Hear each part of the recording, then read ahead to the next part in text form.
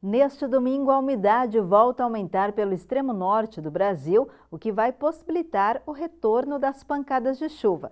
O tempo ainda continua mais instável, com pancadas frequentes nas áreas mais ao sul.